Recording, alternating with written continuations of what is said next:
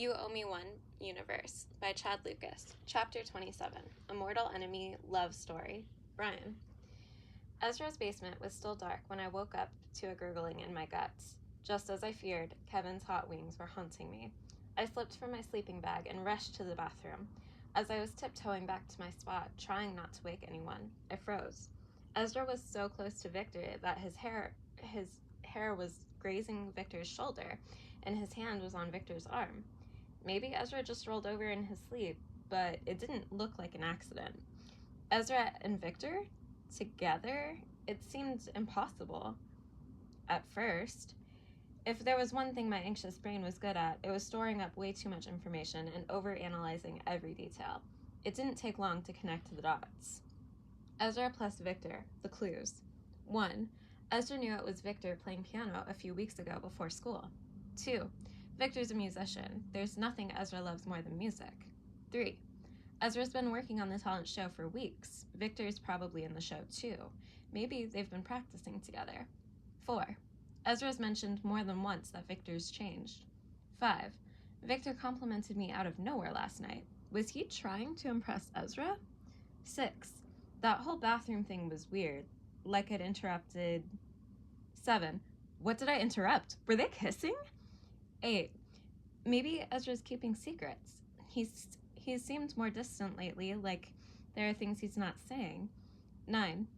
No, that's not fair. I've been more distant. I fell in a hole.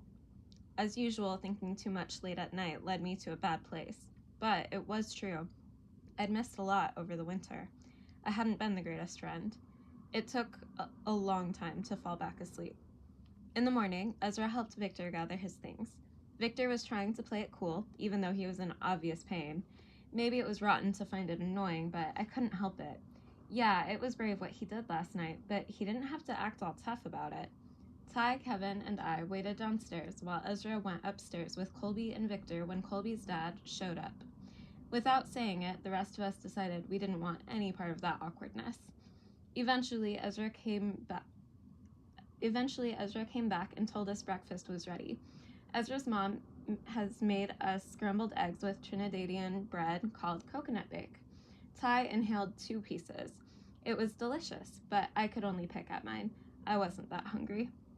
Ezra noticed. He kept glancing at me. So when his mom left the kitchen, he cleared his throat. So last night got kind of weird. Super weird, Kevin said. It's good Colby thought to come here, though, and it was kind of nice to see him, even if he brought Victor. Yeah. Ezra poked at his eggs. I couldn't hold back the question burning in my gut. What's the deal with you and Victor? Ezra went stiff. What do you mean? You know what I mean. It came out sharper than I expected, but his guilty expression confirmed the suspicions that had kept me awake. Wait, what's happening? Kevin looked from me to Ezra. Is this why you asked me about Victor? Please tell me you don't have a crush on him. Ezra flinched. You do! Kevin shook his head. Ezra, really? You remember what he was like last year, right? I know he seems more chill now, and I respect what he did last night, but it's hard to forget, I said. The table went quiet. Ezra let out a shaky breath. I know. I never meant to keep it a secret. It all just happened. He looked at me with pleading eyes. I know what he did last year isn't okay. I never wanted to hurt you, but I didn't know how to tell you. Flutters of anxiety rippled through my chest. You spent all winter trying to get me to talk, even when I didn't feel like it. But you don't tell me stuff because you don't think I can handle it? That's not fair. Ezra was blinking a lot. Heat was building in my eyes, too. Before either of us could speak, Ty rose from the table. We should go. Let you guys talk. Come on, Kev. Kevin stood up slowly. My whole body started humming, and I couldn't take it. I need to go, too, I blurted out. The devastation on Ezra's face made me feel like throwing up. I need time to think, I said. We'll talk later. Okay, he whispered. The silence made my skin crawl as we packed our things. I could barely look at Ezra when he closed the door behind us. As we walked to the sidewalk, Ty stopped, like he wanted to say something, but he just squeezed my shoulder before he turned toward his place. The rest of the weekend was a wrestling match with the Green Goblin. I didn't talk to Ezra. Every time I picked up my phone, I had too many confusing thoughts and worst-case scenarios scrolling through my mind, and I couldn't figure out what to say, so I avoided him as long as I could. Monday morning, homeroom was awkward. "Hey," Ezra said. "Hey," I said. Ty frowned at us both. "Seriously? You two still haven't talked?" I stared at the desk, but then O Canada started up on the PA and I was spared. Ezra didn't push me to talk, even though I could tell my silence was making him miserable. He spent morning break in the music room and he had a talent show meeting at lunch. It was a relief that I got to skip last period and catch the bus to an appointment with Dr. Bender. She went skiing over March break. I guess psychologists need vacations too.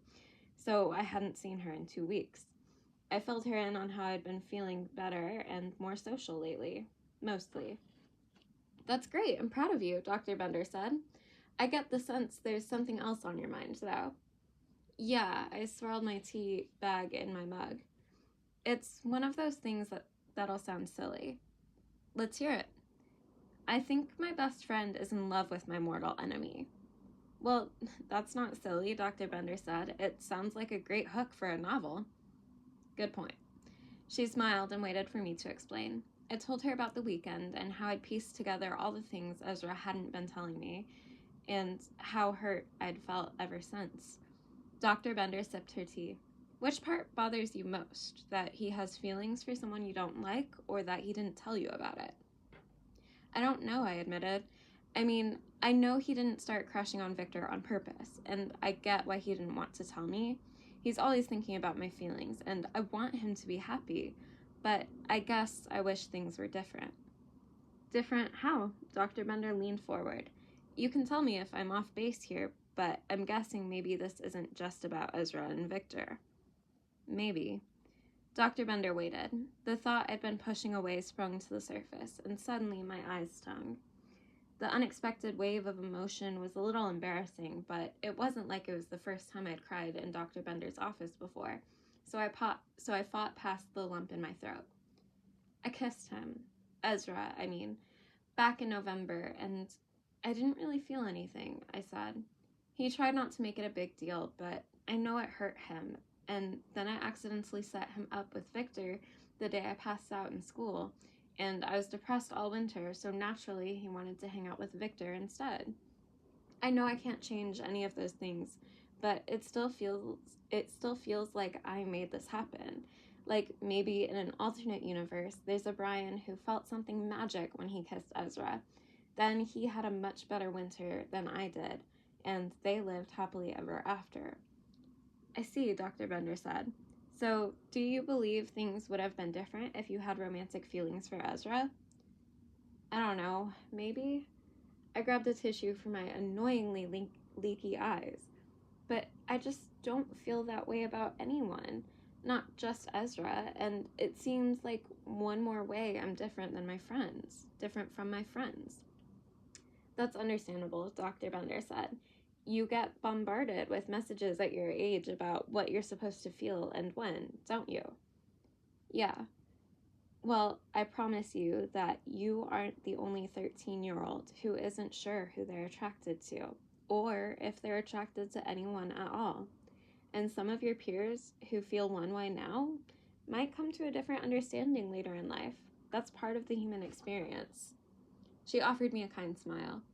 "And you, Brian Day, are a perfectly lovely human who has already dealt with an awful lot. This is another area where I'd encourage you to give yourself grace.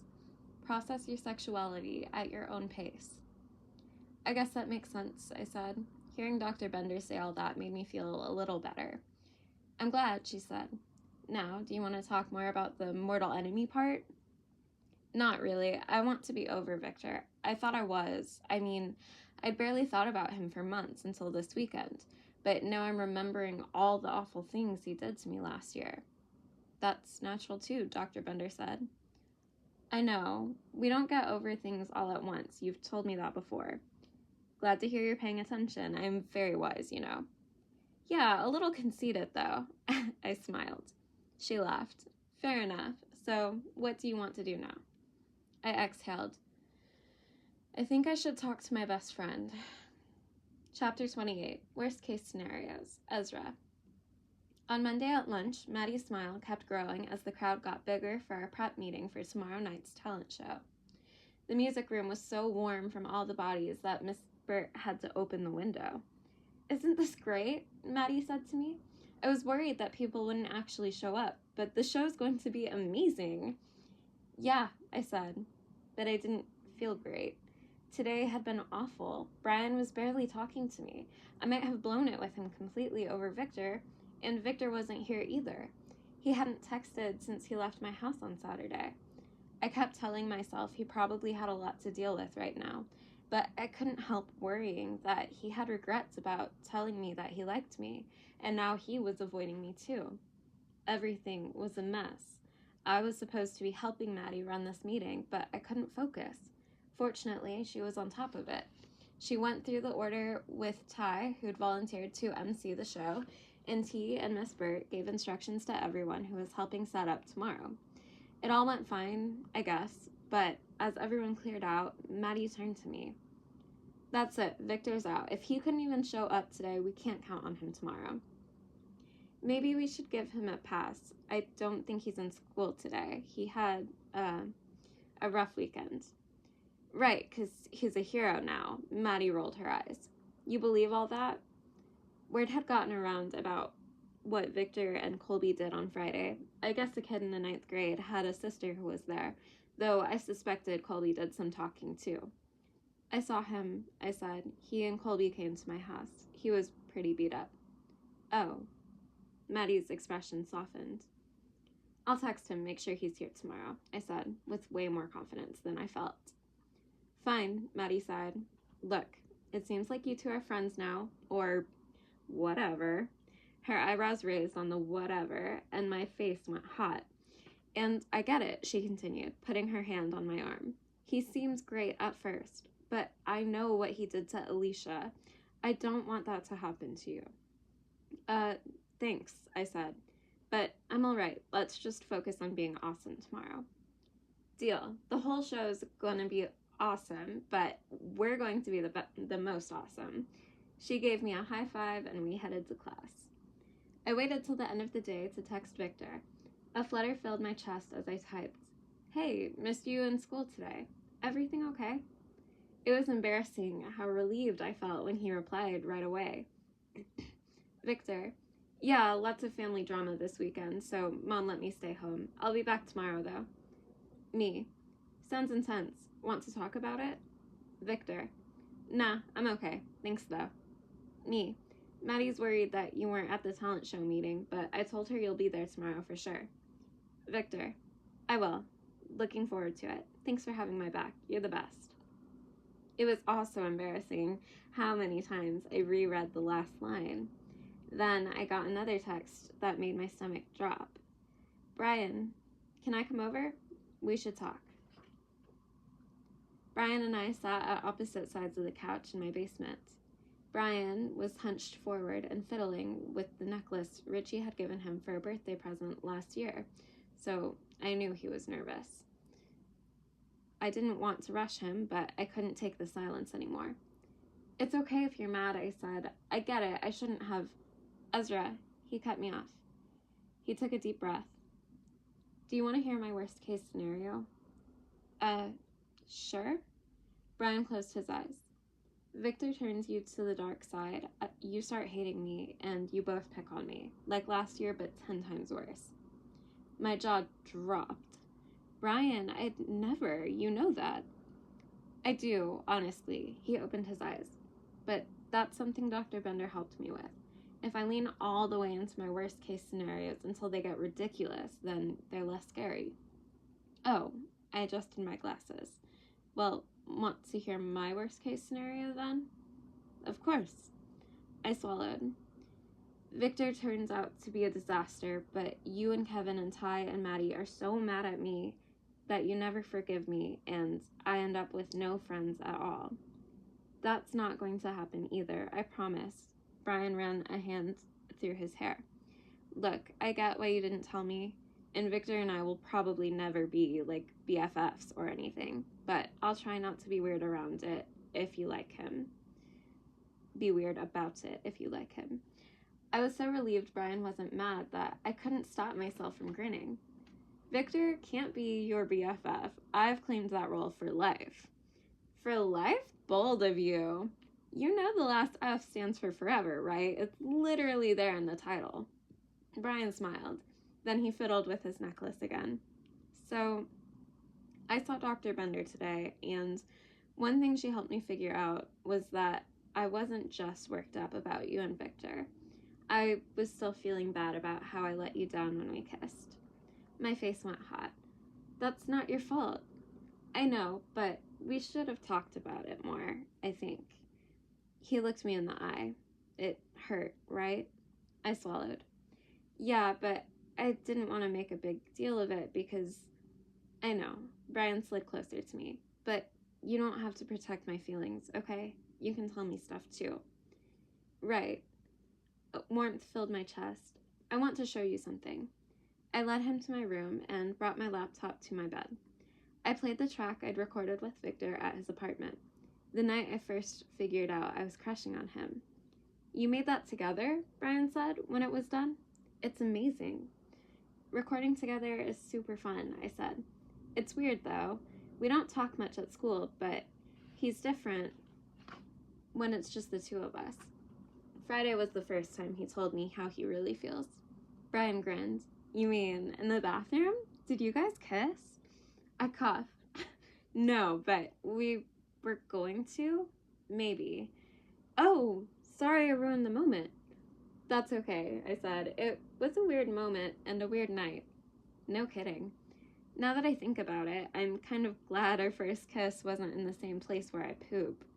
Brian snorted, and we both started laughing. When we caught our breath, he looked over at my guitar in the corner.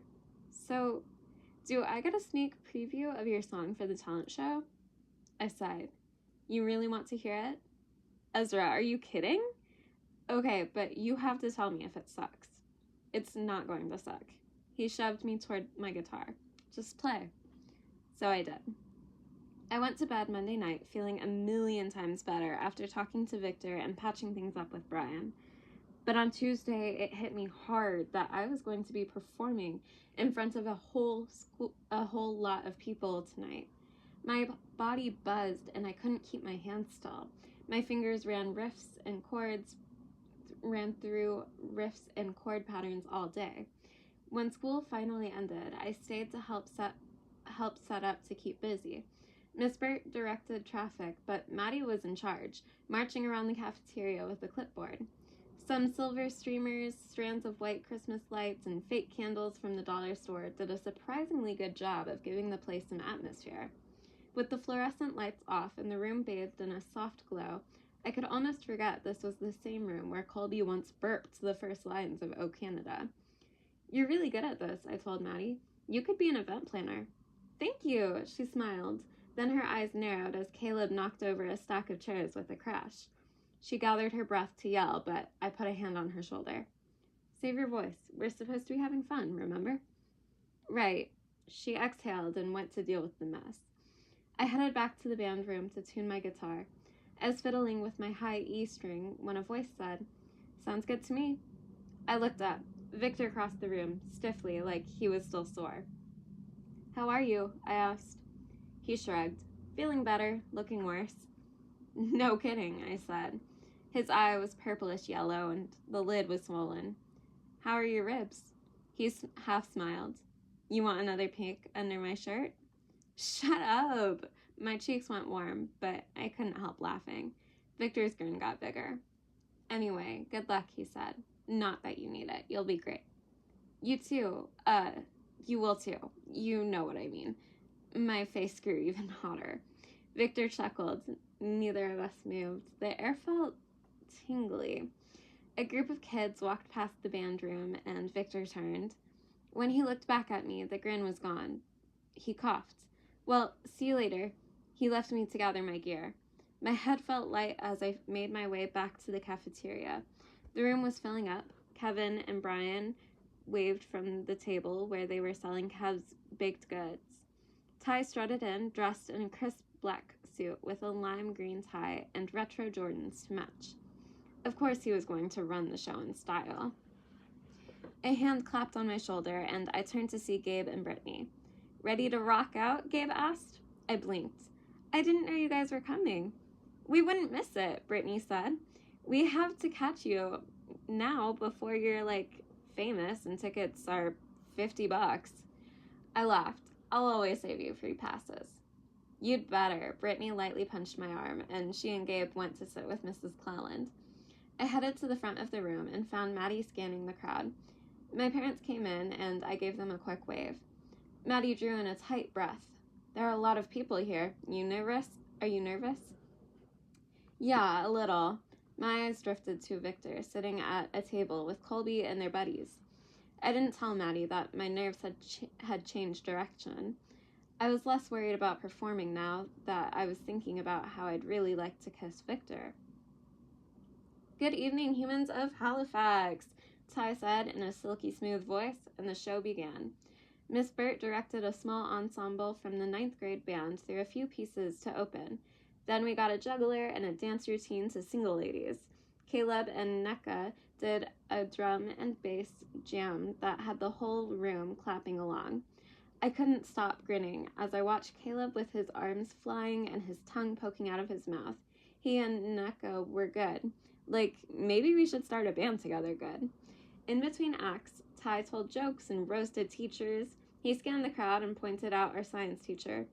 "Folks, you know this is a special night because Mr. Harding is rocking his pink Argyle sweater vest. He usually wears gray on Tuesdays, maybe maroon if he's feeling extra fly. But pink Argyle, whoo!" Ty fanned himself. "That bad boy only comes out on worm dissection day. You're wild tonight, Mr. H. Don't sell that man any more fudge, Kevin. He's cut off." Everyone was cracking up, even Mr. Harding. I caught Mrs. Cleland wiping her tears of laughter. Ty's jokes also helped keep everyone loose, which was great because I didn't have time to get really nervous again before I was up with Maddie. Once we took the stage, she drew a breath, and I started the intro of Blackbird. We'd practiced together enough now that we were totally in sync, and playing for a crowd was fun. Maddie sounded great, and I didn't screw up, and everyone cheered when we were done. Maddie beamed and gave me a side hug. I heard a couple whistles, which was annoying, but it could have been worse, I guess. Maddie blushed as we walked off the stage together. Then it was Victor's turn. After Ty introduced him, he walked straight to the piano and began to play. I thought he'd do one of his own pieces, but he chose Moonlight Sonata instead. For a guy who hardly ever showed what he was feeling, he sure could make a piano sound tragic and haunting. The room hushed as he played. When he finished on a low, soft minor chord, I got goosebumps, and the room was silent until he lifted his hands from the keys and people applauded. I couldn't see many people's expressions in the dimmed room, but I glanced at Maddie, and she was blinking in surprise. Even Ty fumbled out a, "Well, dang," before he dove back into his script. I watched Victor settle back at his table. I wonder if Colby said anything besides, "Good job, bro." I was still thinking about his performance when Ty said, "And now it's time for the man, the myth, the legend, Ezra Komisarek." Startled, I nearly tripped over my feet as I hopped up. Not a great start. My heart thumped as I plugged my guitar into my amp and stepped to the mic. I was way more chill backing up Maddie, but now I felt exposed. The spotlight made my forehead sweat. For a second, I was flat out terrified. "You got this!" Brian's voice rang out. A few people chuckled. They probably didn't even know what it meant for Brian of all people to yell out in a crowded room like that. I couldn't even see him in the dark, but I instantly felt lighter. I drew in a breath. "This is, a song I wrote," I said. Then I closed my eyes and started to play.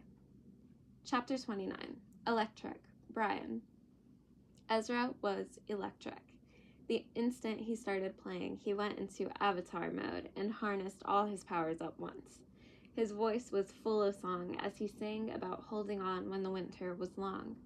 I was glad I got a preview last night, otherwise I'd have been a mess. I still felt a lump in my throat. It wasn't a song about me, exactly, but it was about us, about everything, and it was incredible. Tonight it was even more amazing, watching him in the spotlight, playing to a full crowd. He started quiet and built until he stomped on his distortion pedal and his guitar got all loud and crunchy, and Brittany let out a whoop from somewhere near the front. Ezra beamed. He looked so alive. Kevin nudged me with his elbow. He was recording with his phone, and he gave me a wide-eyed grin like, "Holy smokes, right?" I looked around. Ty was nodding at the edge of the stage with a massive grin on his face.